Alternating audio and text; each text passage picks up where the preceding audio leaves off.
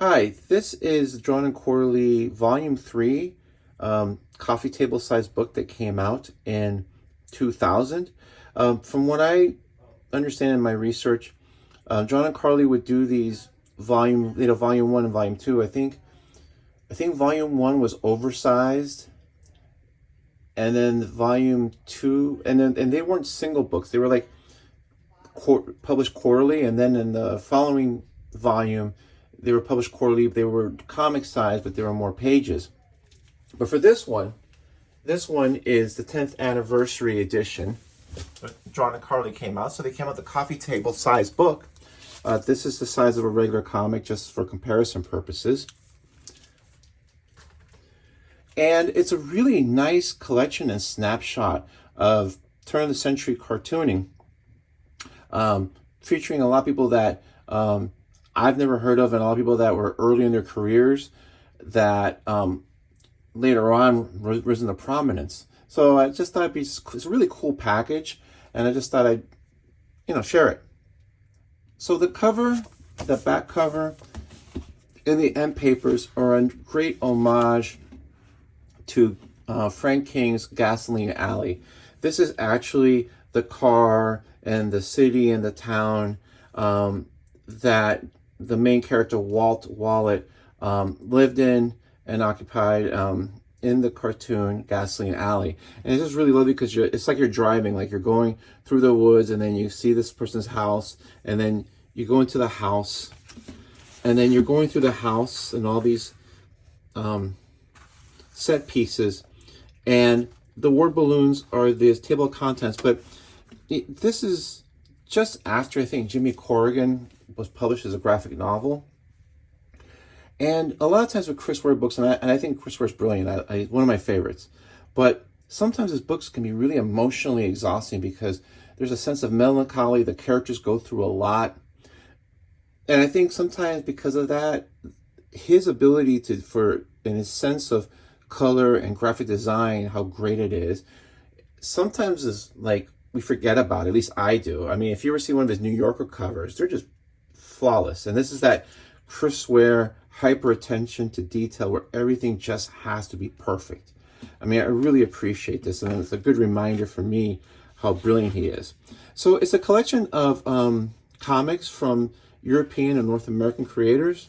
Just want to point out a couple. This includes a Monsieur Jean BD by Philippe Dupuy and Charles Barbarian. They're a famous French duo, and features their main character Monsieur Jean. And it's kind of funny because this won Best Comic Album 1999 at Angoulême. So what they did was they just translated it and put it in this annual edition. And it's interesting because this character, he's like 30. He kind of like doesn't want to grow up in a way. And his other friends are dealing with the struggles of growing up. And it reminds me a lot of that 80s show, 30 something. I remember watching in the 20s, and I would be studying and I have it on the background. And sometimes I look up and I say, man, you guys are just so wimpy, and they were like 10 years older than I was. And they're not wimpy, but sometimes you just wish, it's kind of like grow up. Now, at the end of the story, the main character, you can see that he's starting to assume more responsibility in life. Obviously, there's other stories that go on, so they're probably going to show progression in his life.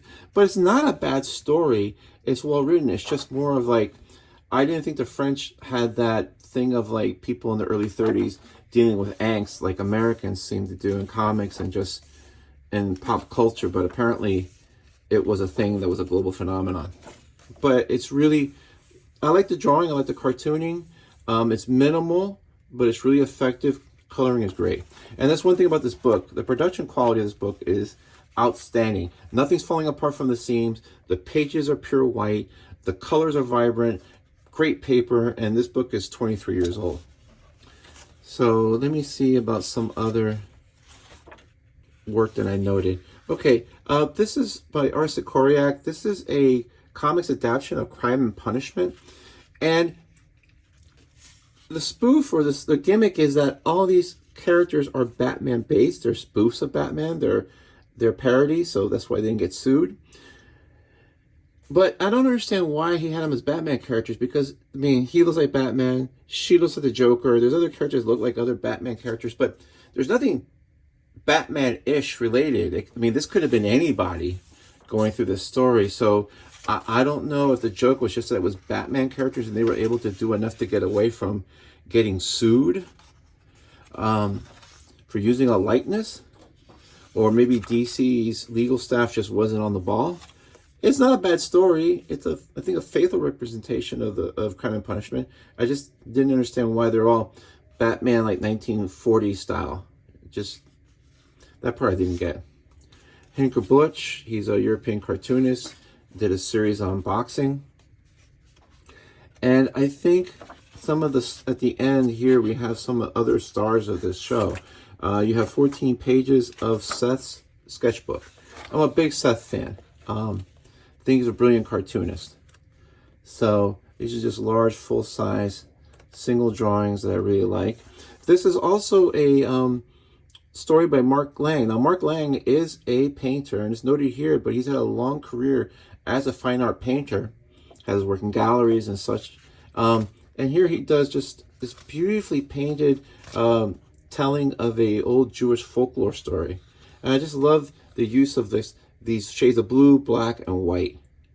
And just the detail here. It's just lovely work. Now, and I'm going to mispronounce his name, but there's a Paul story by Michael Robagliati. And here they mention, oh, you know, this is his second Paul comic, which is interesting to read because he's had several graphic novels been translated into English. He's very big in Quebec, where he's from.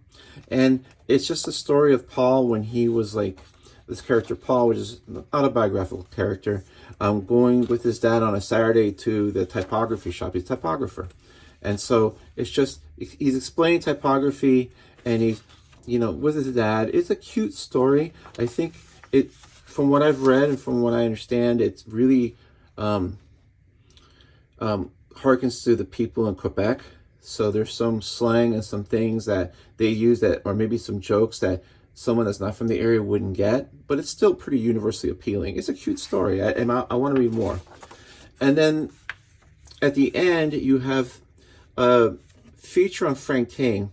There's 30 pages from the Sunday strips that are reproduced here. Now, Frank King is the creator of Gasoline Alley. Gasoline Alley is the longest running cartoon in newspapers today. It's about 104 years it's been running. And what was interesting was the Monday through Saturday strips were continuing a story with various characters in the book. But Sunday was like these one-off adventures that were in color that really didn't have to do with the continuity in the Monday through Saturday strips. And there's a nice long write-up here. And of note, after a few years of the strip, he decided to have someone left a baby on the doorstep of the main character, Walt Wallet. And Walt is raising this boy as his son. And so that was a game changer as far as comics goes. And then another thing was he decided that he wanted the boy to not just stay a baby forever. So he started aging his characters over time, or eventually Walt did die. And you see Skeezix, which is the name of the boy that he adopted, becoming from a toddler to a teenager to a man. So he broke a couple of rules there. Now, before I show the pages, I just wanted to mention this little blurb.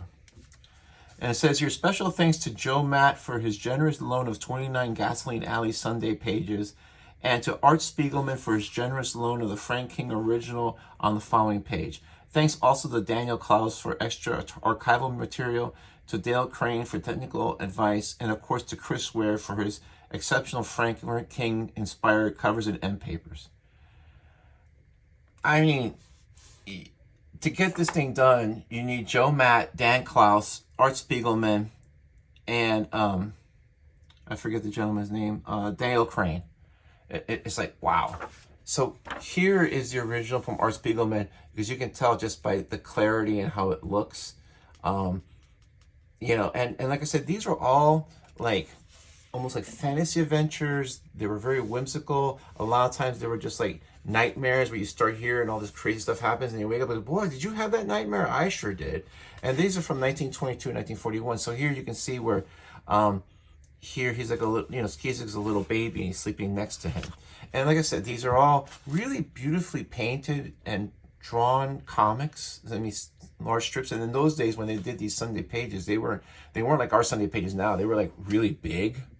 So I can only imagine how good the art looks on bigger sheets. Again, this is just beautiful use of color and palette.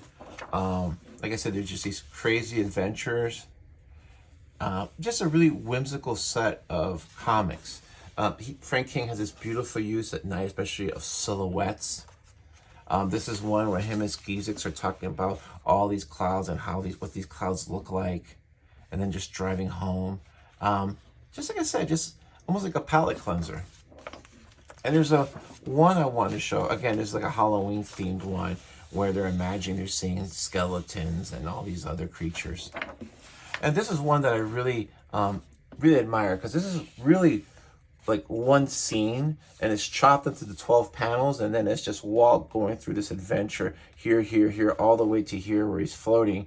But it's all in this one area. This is just really inventive. You can tell this is where Frank King is just playing with art and layout, and just kind of, he's allowed on Sunday just to kind of go off the grid and do whatever he wants to do, and just create these really whimsical, like, one-page masterpieces. And then there's more pages, and later on apparently he added this understrip on Sunday called That Phony Nickel, where people just keep passing along this phony nickel over and over and over and over again. It's a lot, and they're all wordless comics, just to show you how good he is. Beautiful art here. Like I said, choice of colors is excellent. Here they're like swimming in a lagoon, and there's a couple of Sunday strips that are here, like closer to 1940, that you can kind of see where variations, or it's almost sometimes like very close variations of strips he did previously, because he probably figured no one would remember this or collect this, you know, 18 years later or so. But again, it's still great work. There's another one where these kids are playing in this house, around this house, and you know, and kids back then could do these death-defying things, and it was okay. But it's just one set piece, but they're moving through it with this frame of this house that's here. And here's some where you can tell that they're newer, like from the 40s, so the reproduction's a little better. And here's Skeezix as like a teenager, I would say, or a young man. And then the last two pages are by Chris Ware, and they basically are a biography of Frank King and the history of Gasoline Alley, drawn in the Frank King style. This is the car, and a lot of that was featured in the front end papers.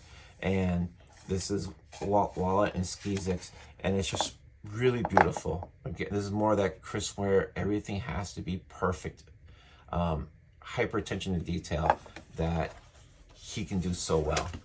These books are $10 at most. You can find them on eBay for less. I bought these 3 editions that I mentioned from Chris Pitzer. I didn't pay very much, and like I said, for $10 or less, you can get a great collection of turn of the century cartooning from some people who were the prime of their careers, and you can tell a lot of people that were just starting to get to that level of greatness. The quality is excellent. These books do not fall apart. The pages retain their brightness. It's just a really nice time capsule of great independent comics, with a Canadian and maybe European, more of that kind of flair. But then again, they also cover Frank King's Gasoline Alley, which is an iconic American cartoon. So if you see these, and that kind of cartooning is up your alley, no pun intended, grab these. They're great. Thanks.